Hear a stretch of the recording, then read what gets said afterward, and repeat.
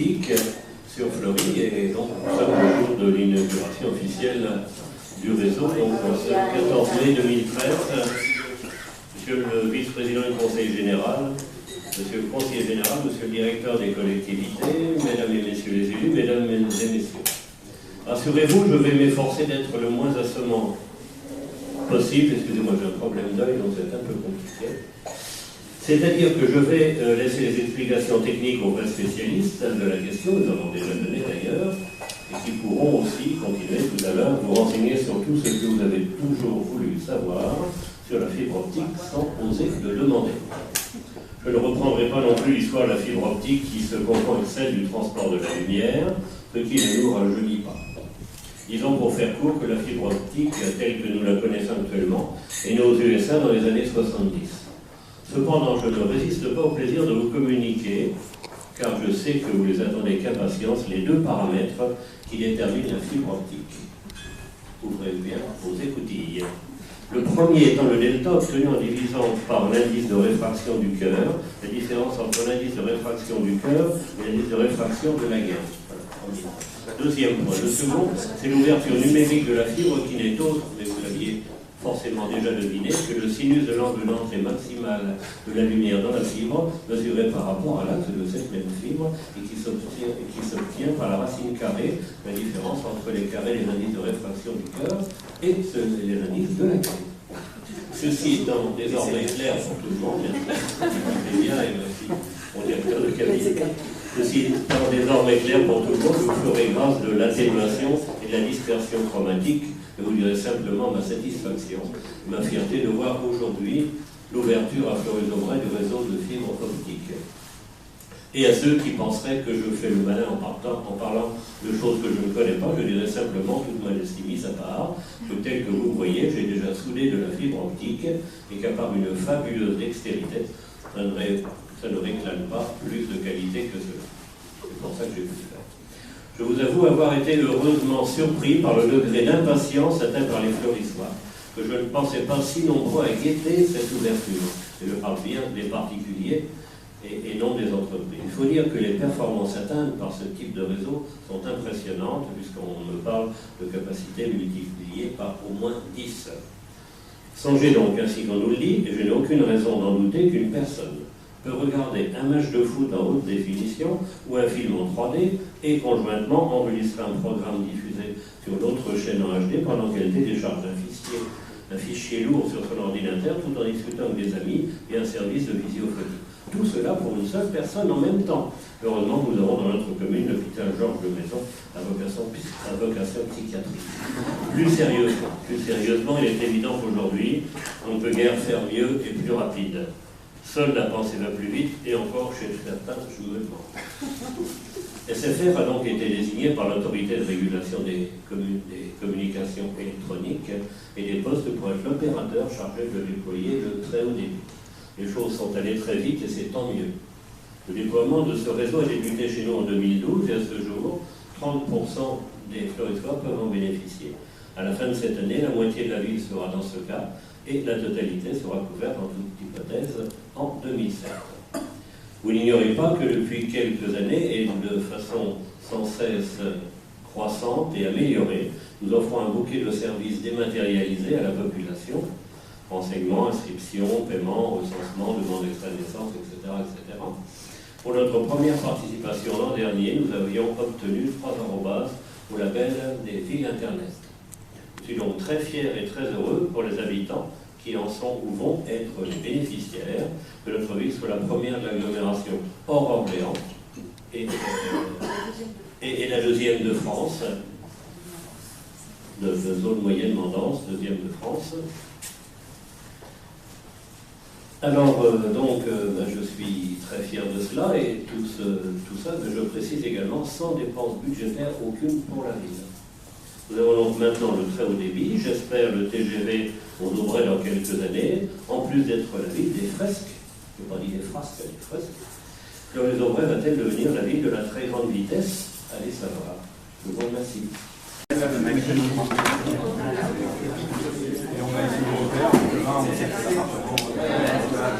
Il y a un branchement comme ça par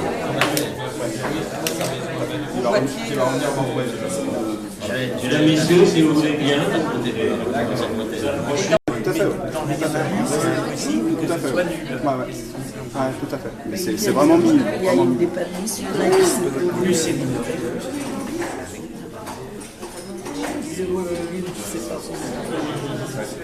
Donc en fait, c'est pas un savoir-faire, c'est une énorme. Il faut un très très grand savoir-faire. Ouais. Et c'est des gens qui sont très très minutieux. Opérationnalisé si on n'a pas derrière toute cette culture-là.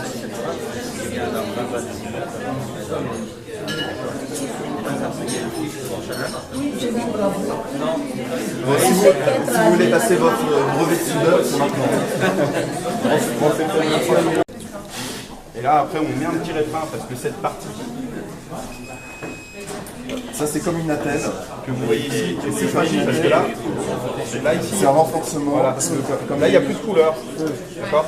Elle est vraiment à nu la fibre. Donc là ici elle est très très fragile. Donc voilà. Donc c'est comme un plâtre, Voilà. de telle manière à ce que... voilà, exactement. C'est ça, c'est un petit réfrin, ça se réfrin. Là, ça passe au micro-ondes. Voilà. Et après ça donne ça. Voilà. Ce qui fait qu'il y a moins de risques. Il y a moins de risques que ce soit. Voilà.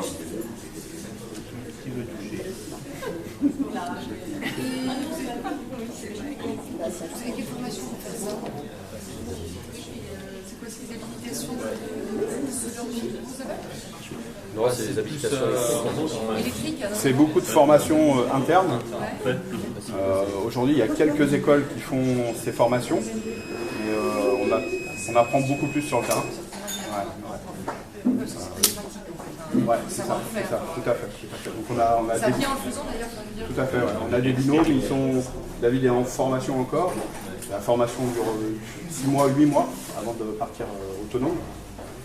Il faut trouver les bonnes postures pour limer la fibre, la souder, savoir après faire des mesures. C'est compliqué. C'est très très long. Hein? Prévoyez une maintenance. Utiliser, et puis il y a un certain nombre de procédures. Il n'y a pas de maintenance. La seule maintenance qu'il peut y avoir, c'est s'il y a de la casse. Parce que autrement, la fibre, elle est pas faite pour d'intervenir des années et sur des la années. fibre sur Ça laquelle s'abîme vous pas. avez Tout est étanche. l'ensemble des images du siège. La boîte dans la chambre, elle est et étanche, couper elle est mise la sous fibre à pression, cet endroit-là. donc elle risque pas de Il prendre s'agit l'eau. aussi d'avoir À part un arrachement de réseau qui casserait la fibre. savoir s'il y a du trafic dessus, a rien. etc. Donc il y a beaucoup de choses à savoir, et puis chaque opérateur a ses propres procédures de telle manière à ne pas perturber le trafic. Vous savez, on en parle très régulièrement, qu'il y a des quartiers qui sont dans le noir de temps en temps parce que il semblerait que le cuivre soit assez bien coté, et ce qui fait qu'il y a un certain nombre de malotrues qui viennent et qui tirent les câbles en pensant que c'est du cuivre, eh bien ils coupent. Il y a marqué fibre dessus, mais il n'empêche qu'on le marque partout, fibre, les gens pensent que c'est ce. Mais il n'empêche que donc après, c'est dans le noir, vous avez des câbles qui font 288 fibres, et là c'est à combien ça?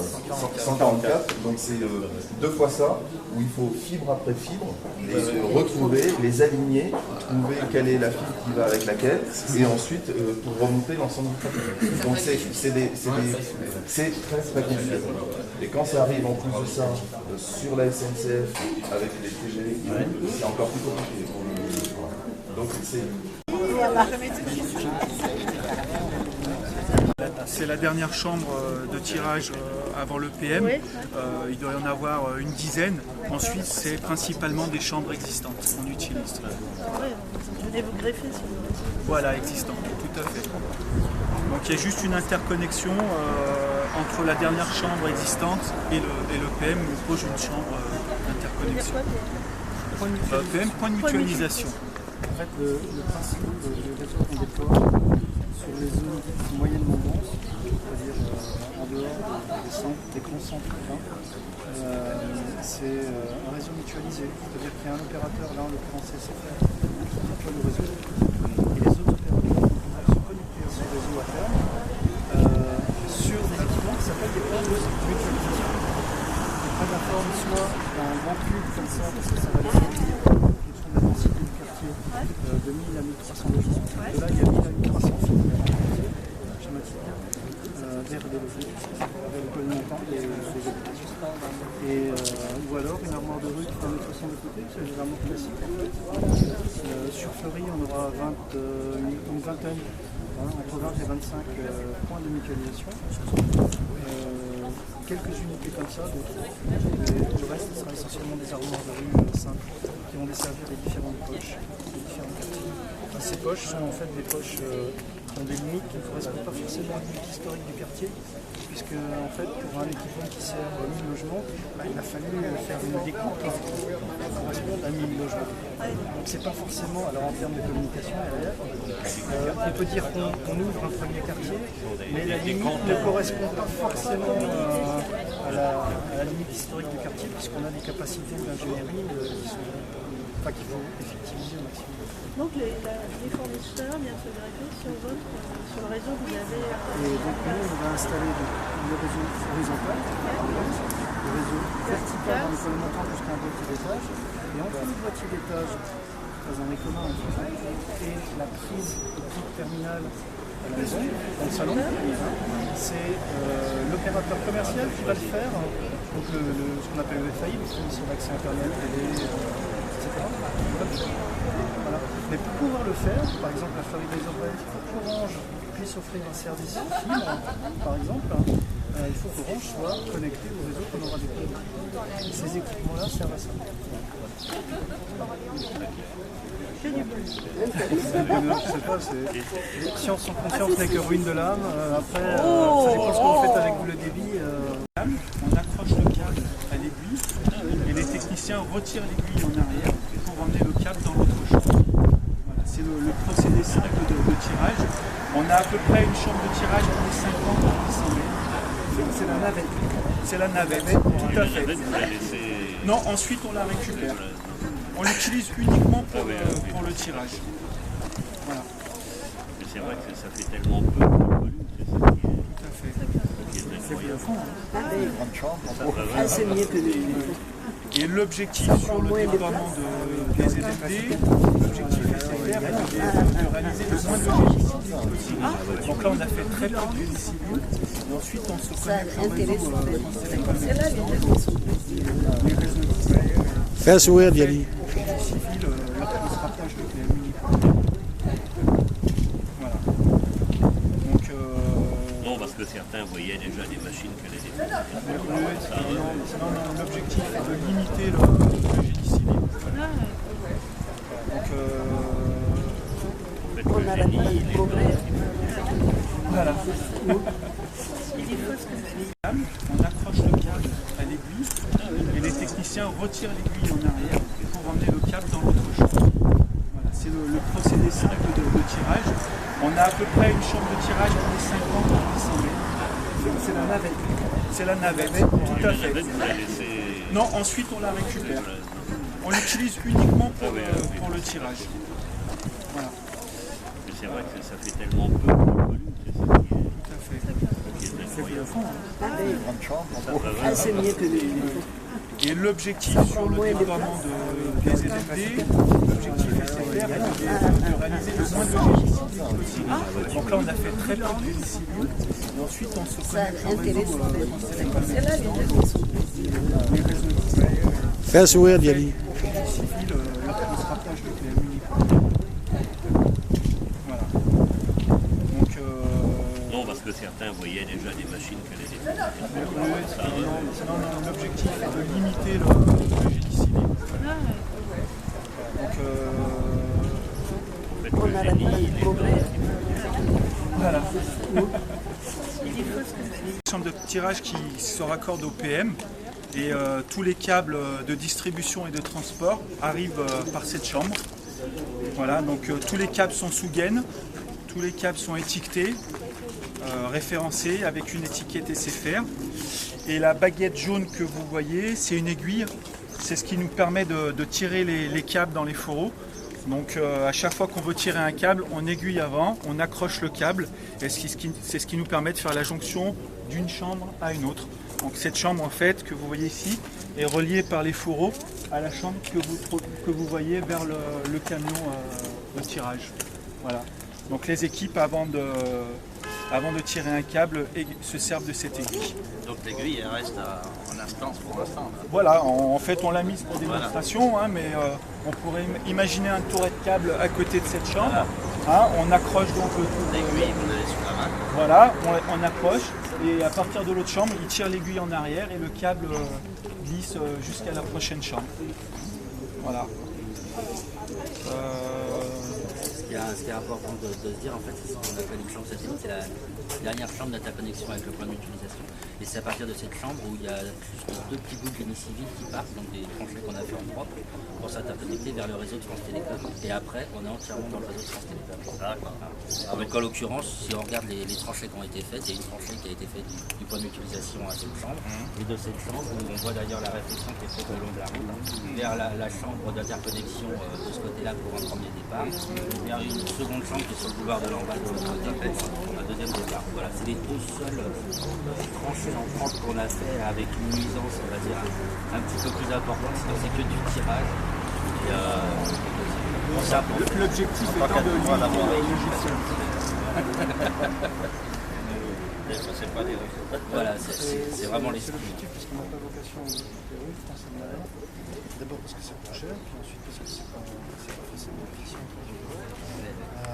Et puis ça correspond à un intérêt partagé avec la collectivité, puisqu'on n'ouvre pas les rues et on a besoin de lancer des actions. C'est toujours difficile d'accepter de voir ces rues ouvertes plusieurs fois dans l'année. Et surtout qu'il y a une application il y a quelques années, un règlement de voirie aussi, qui fait que les 5 premières années après que la voirie a été refaite, personne ne peut intervenir, sauf en cas d'urgence.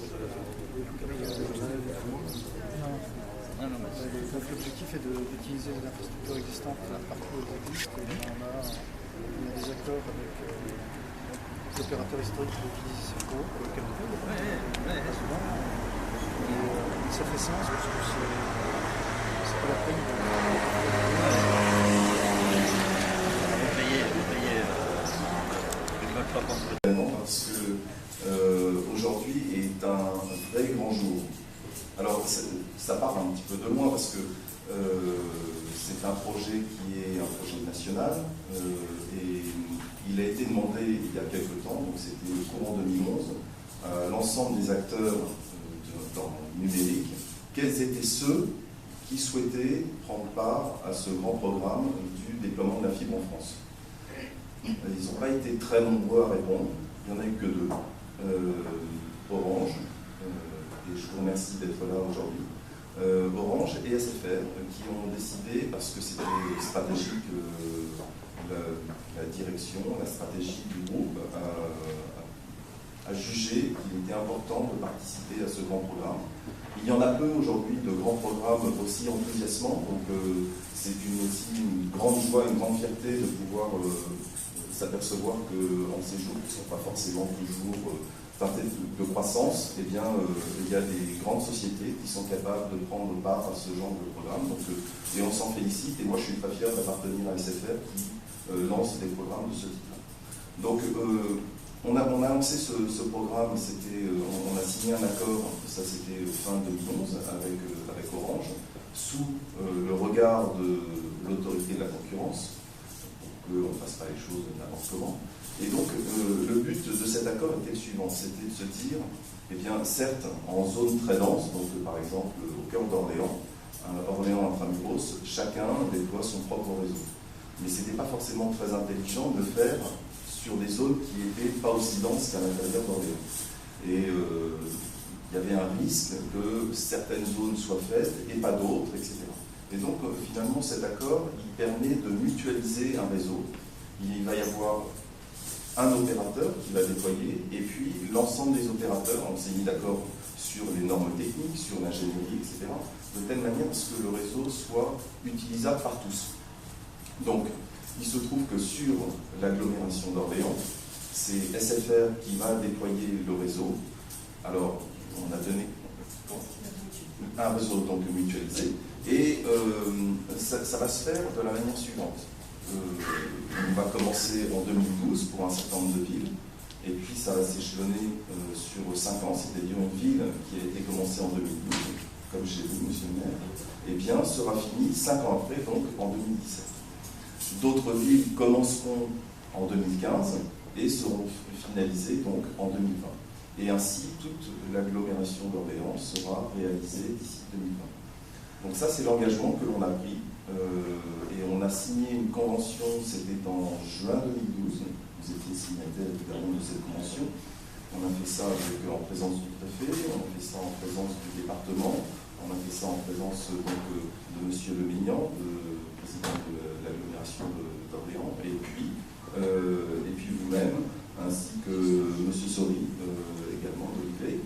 Et donc, le but de cette convention, c'est d'expliciter sous quel format nous allons déployer ce réseau, et avec les caractéristiques que je vous ai données, c'est-à-dire une ville commencée en année 1 et bien est finie 5 ans après, c'est l'ensemble de la ville, donc on ne va pas juste faire le petit quartier que vous avez pu voir tout à l'heure, mais on va faire l'ensemble de votre commune. Et puis, c'est dire que la totalité des opérateurs qui souhaiteront être présents sur ce réseau pourront l'être, mais choisissez SFR, c'est vachement bien.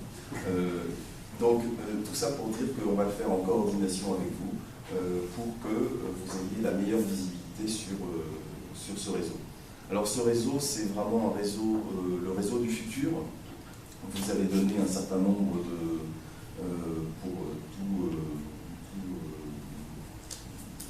fou qui serait capable d'assurer autant de prestations en même temps, autant d'activités en même temps, mais ça veut dire quoi? Ça veut dire que demain, tous les usages vont être possibles, parce que c'est comme si on vous amenait une autoroute chez vous, plutôt qu'un chemin vicinal. Et donc, grâce à ça, comme l'homme est très, très intelligent, il saura apporter un certain nombre de services par la suite, et c'est une infrastructure totalement pérenne, qui sera là dans les 10 prochaines années, dans les 50 prochaines années, et sans doute dans les 100 prochaines années. Donc, on est tourné définitivement vers le très haut débit. On est tous impatients, on est tous, quand on veut quelque chose, on le veut tout de suite. Eh bien, l'instantanéité n'est possible grâce au très haut débit. Alors, on le fait sur la partie fixe, on le fait aussi sur la partie mobile, où définitivement notre stratégie est tournée vers le très haut débit, avec la 4G également, donc, que nous déployons d'une manière très volontariste sur le sol national. Et pour pouvoir apporter toujours le meilleur du monde numérique à l'ensemble des citoyens, à l'ensemble des usages qui sont possibles, y compris des usages du citoyen vis-à-vis de sa mairie, par exemple, avec, vous l'avez rappelé, les actes administratifs qui sont de plus en plus possibles.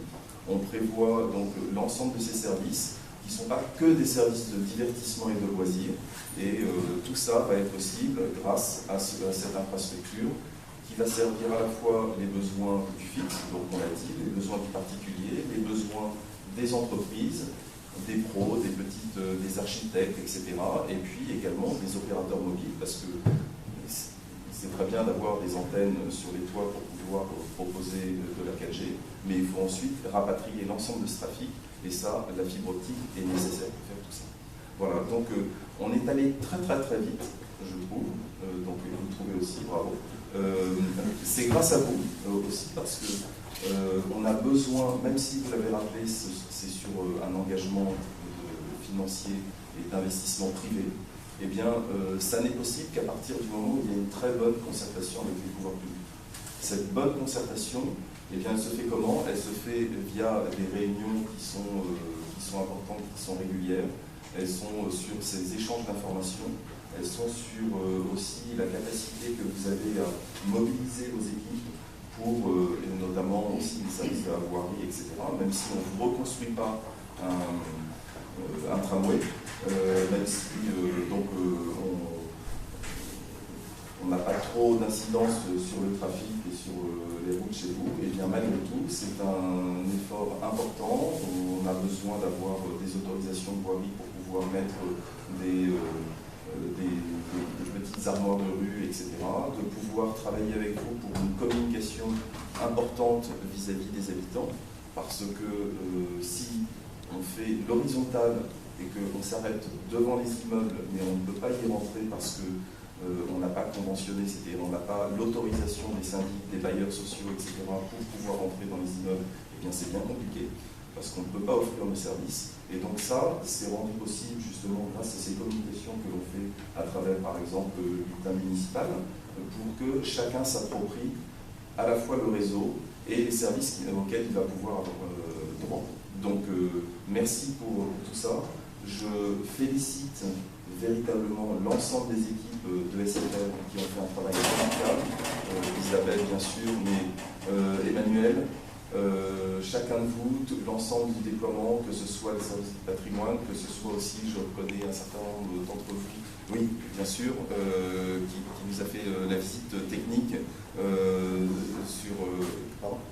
Oui, Ronnie, qui nous a fait une visite technique et qui a pu vous expliquer tout à l'heure ce que nous faisions et comment nous faisions. Donc merci à toi parce que tu as été super performant. On ne pensait pas être capable d'ouvrir les services aussi rapidement sur cette ville. Et donc bravo encore à tous. Et c'est un exploit que nous avons fait à vitesse de la lumière du déploiement. Donc bravo encore à tous et merci monsieur le ministre de nous avoir dirigé comme ça.